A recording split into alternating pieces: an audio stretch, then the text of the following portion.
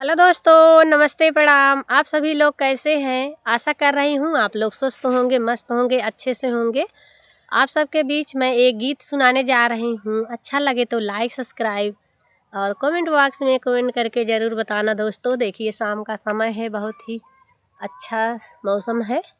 आप सबके बीच मैं गीत प्रस्तुत करने जा रही हूँ।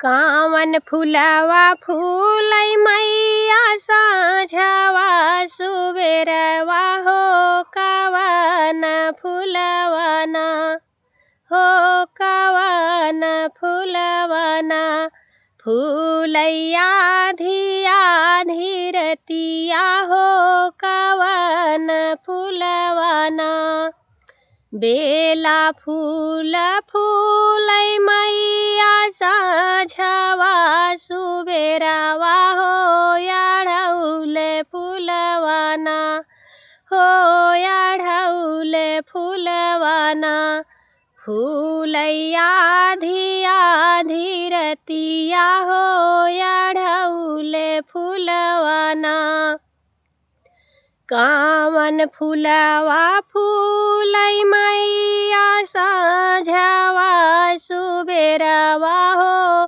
कावन फुलवना अरे कावन फुलवना फूलैया धिया धीरतिया हो, कावन फुलवना बेला फुलवा फूलै मैया साँझवा सुबेरवा हो, गुलाब फुलवना हो, गुलाब फुलवना फूलैया धिया धीरतिया हो, गुलाब फुलवना कावन फुलवा फूलै मैया साँझवा सुबेरवा हो, कावन फुलवना हो, कावन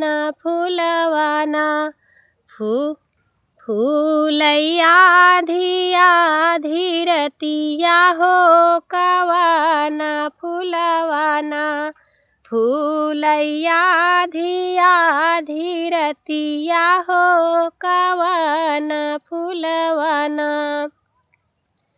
बेला फुलवा फूलै मैया साँझवा सुबेरवा हो, कमल के फुलवना हो, कमल के फुलवना फूलैया धिया धीरतिया हो, कमल के फुलवना फूलैया धिया धीरतिया हो, कमल के फुलवना।